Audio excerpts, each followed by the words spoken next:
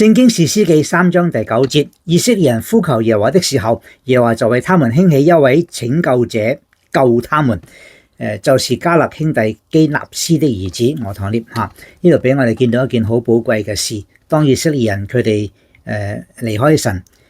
被外邦人欺壓，佢哋就呼求神嘅時候，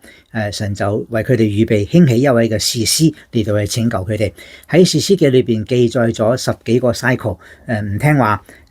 被欺壓，咁啊神興起士師拯救佢哋，佢哋獲得太平咗一段嘅時間，幾多10年之後又唔聽話，又背叛耶和華，又有外邦欺壓，佢哋又再求耶和華，耶和華一次再次又再次嘅為佢哋興起士師拯救佢哋。求主幫助我哋真係曉得嚟到依靠耶和華，唔好背叛佢，唔好做啲佢唔喜悅嘅事，相信佢，依靠佢。我係鄧英善牧師。